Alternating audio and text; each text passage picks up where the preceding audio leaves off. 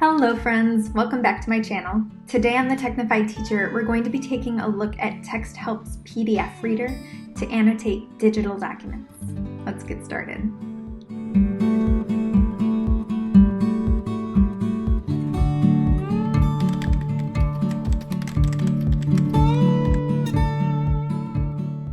So if you're already familiar with the Read and Write extension for Chrome, you're going to be very familiar with the PDF reader tools because they're all the same. Now, I do have to preface this by letting you know that everything that I show you in this video does require a paid premium subscription.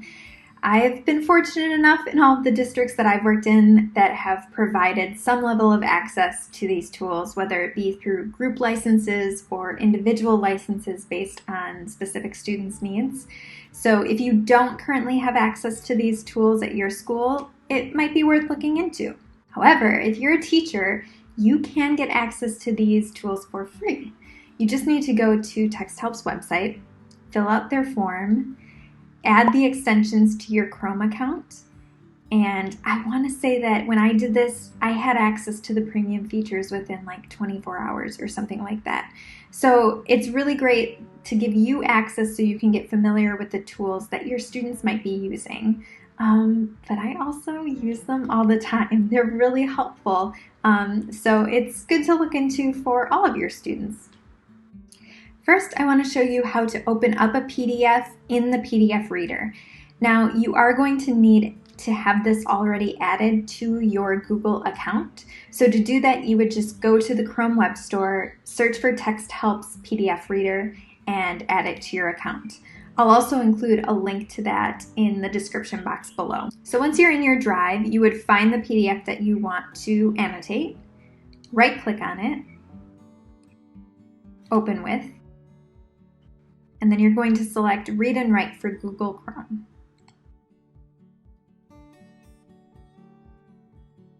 And then it will open the PDF in your PDF reader. If you're using Google Classroom, you can also open up a PDF in the PDF reader directly from Classroom. So you or your students would go to wherever the assignment is posted. So I'm going to go to Classwork. You would find the assignment, click on the PDF, and if it opens up this preview window, just go up to the top where the options are. Click on this little arrow to bring down all of your options, and then find Read and Write for Google Chrome. And then it will open in the PDF reader. Next, I'll go over all of the features that are available on the PDF Reader app. Now there are a lot, so I'll try to go through them fairly quickly, but if you have any questions or want to see anything more in depth, just let me know in the comments section below. So the first tool we have is the Click and Speak. So when I select this, wherever I click in my document, it will start reading.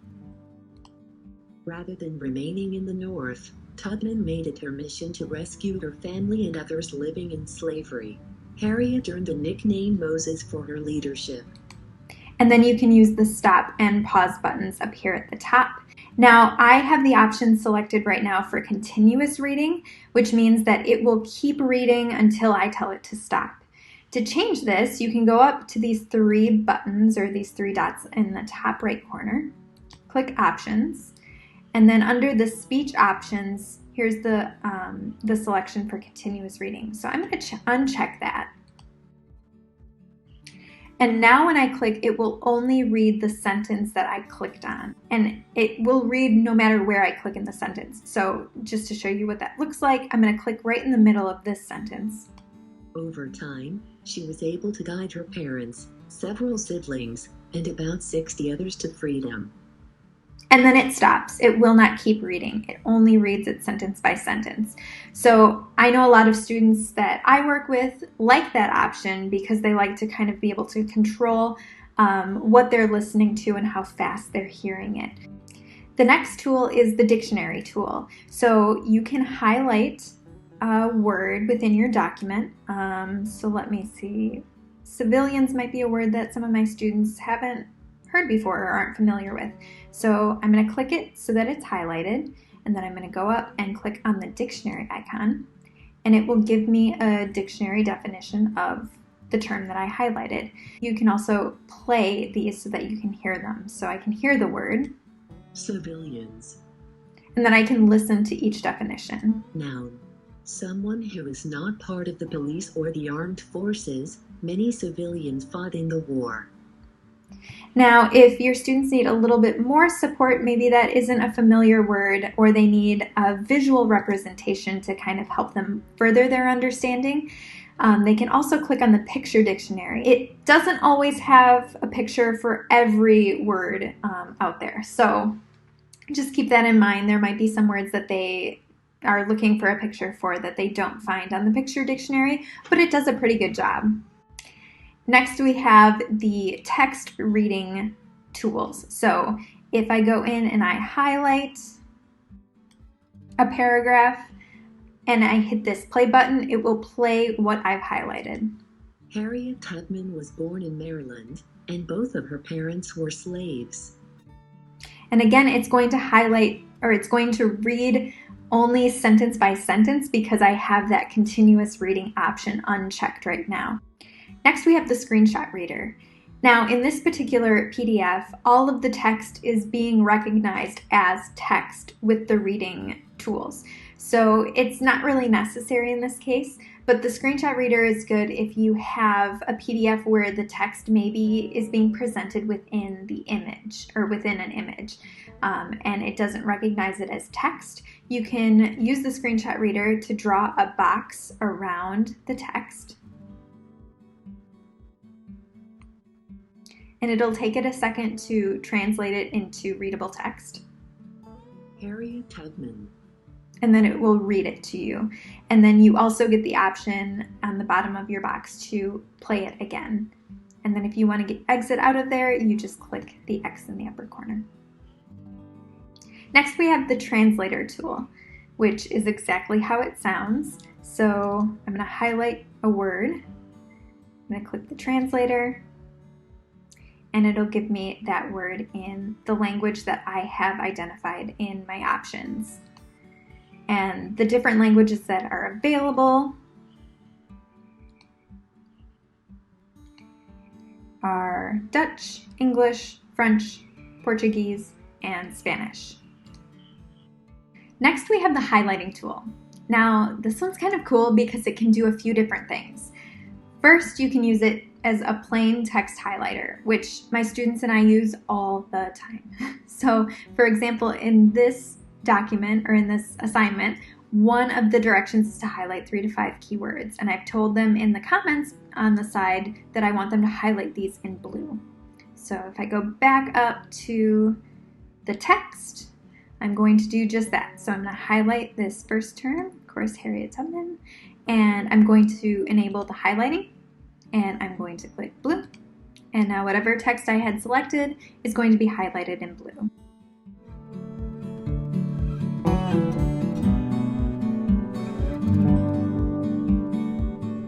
If you want to erase any highlights, you would just highlight the phrase and then click this clear highlights option, and it'll erase whatever highlights are within the text that you have selected.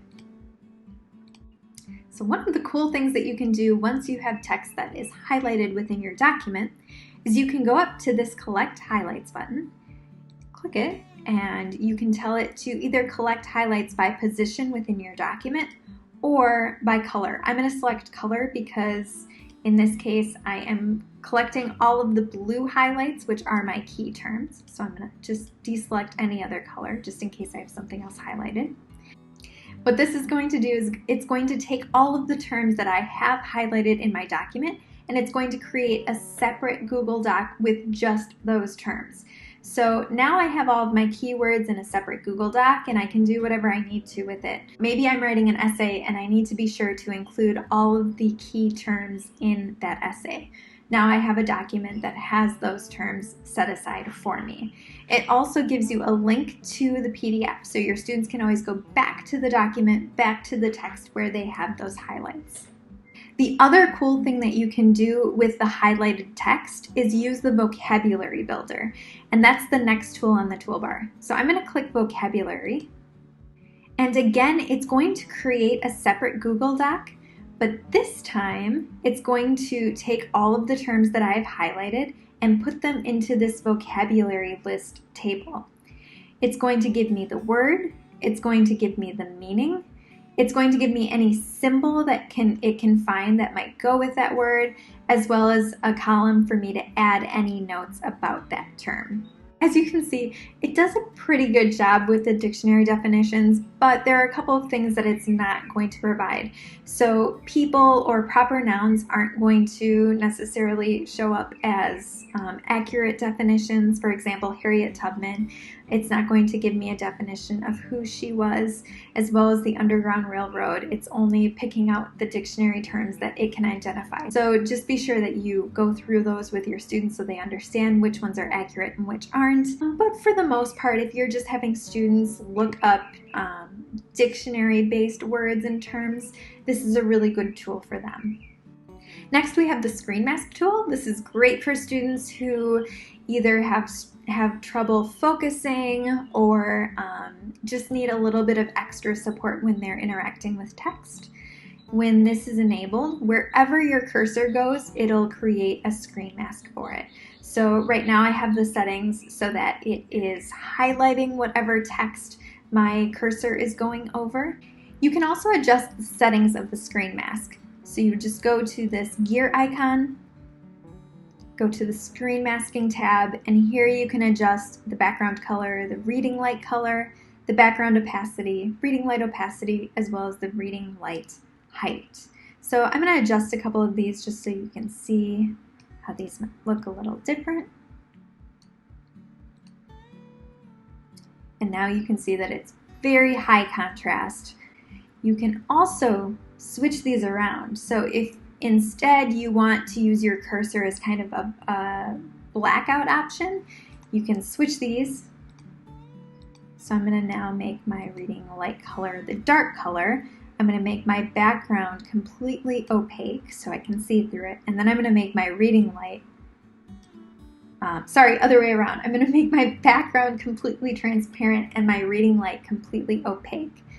So now it's more of like a block for my text. So depending on how your students like to interact and use it, they have the options to adjust those settings as well.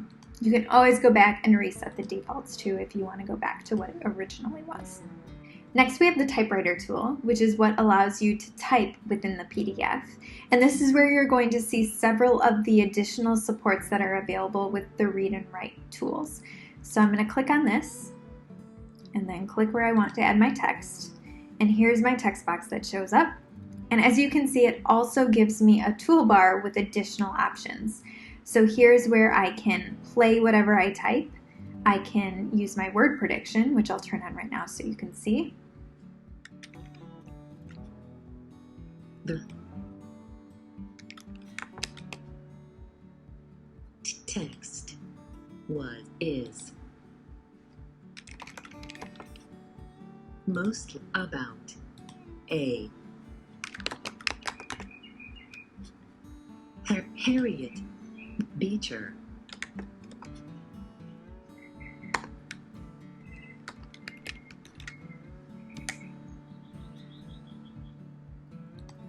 All right, and if I want to adjust the size of my text box, I can drag it out. I can also adjust the size of my text, so if I want to make it bigger or smaller. And then I can also listen to what I typed. The text is mostly about Harriet Tubman. It also has your talk and type tool, so students who are using speech to text can use that as well. Harriet Tubman escaped from slavery in 1849, period. And again, I can adjust my text box and my text size. You can also, of course, change the text color and move your text around if you need to adjust that as well. All right, we are almost done with the main tools. So next we have the pushpin icon. This allows students to add notes to a document, and they're hidden until the student clicks on the pushpin icon. So like maybe I want to add my own definition of a word that I wasn't familiar with before.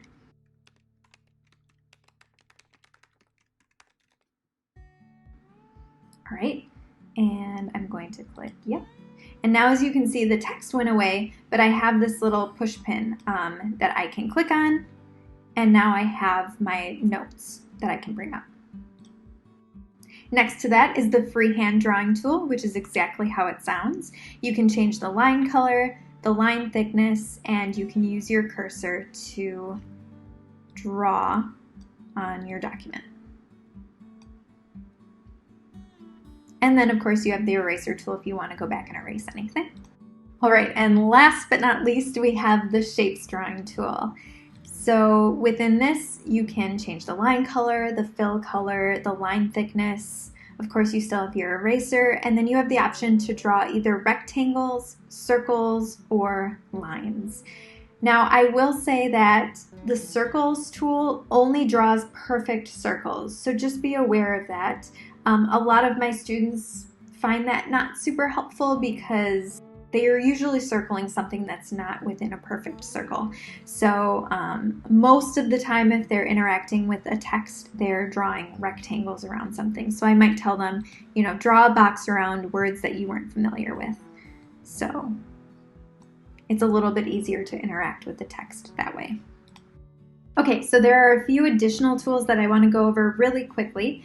The first one is the comment tool. So as you can see in this document, I like to use comments to give students a little bit more information, direction, or clarification. So here I have highlighted text evidence, and then when I highlight the text, a little comment bubble shows up here. You click on that, and then you can add your comments. All of the additional text writing tools are there as well. Another tool is the thumbnail tool. So if you go down to the lower left corner and click on this icon, it'll pull up all of the pages in your document so you can quickly and easily scroll through, see them all, and go to the page that you want to go to. You can also rotate your pages. So if you have scanned and uploaded a document, but it's not in the correct orientation, you can rotate the document so that it is upright again. You can also print and download your PDF along with all of the annotations that go with it. And last is the Find in Document tool, which is down here in the lower left corner. If you click on this and type in a word that you want to search your document for, it will find it on the page where you are. So I'm going to type in Harriet, and here it highlights in green the first instance where it finds the word Harriet. And then you can click through to find the next occurrence if you want. You can also check this box to have all of the terms highlighted. So if I click on this, it'll show me all of the times where the word Harriet shows up in my document. Now I want to leave you with one more tip. If you are using Google Classroom and are sharing a PDF with additional annotations and comments that you added that you want students to be able to see when they open up their assignment, like the comment box that I added up here. I like to add comment boxes to provide further clarification or directions for my students, and sometimes I might add annotations to their assignments as well. So I need to be sure that I add these annotations to the correct PDF. Let me show you what I mean. I'm going to go back to my drive. So here is the PDF, the original PDF of the assignment. Now, when I created my Google Classroom assignment, remember that Google Classroom is going to create a copy of that document and put it in its own folder. So I'll show you where that is now. Here's my Google Classroom folder where my classes are stored, and I'll go to the class where the assignment is. And I have two separate folders now. I have my close reading assignment folder. This is where all of my students' work will be uploaded when they turn in their assignments. And then I also have my templates folder. This is where all of my original PDF documents are going to go. So I'm going to go into that folder, and here is the PDF that my students are going to view. So they're not going to see the PDF that's in my original drive. They're going to see the PDF that is in my Google Classroom templates folder, if that makes sense. So if there are any annotations or comments that I want to add for my students to be able to see when they open up their assignment, I need to add those comments to this template. That's the only way that they're going to be able to see them. If I add them to the original PDF, that's not the PDF that they're actually seeing, and they won't be able to see those comments. I hope you found this helpful. Be sure to like and subscribe so you don't miss future videos about tech tools in the classroom. And until next time, keep learning something new every day.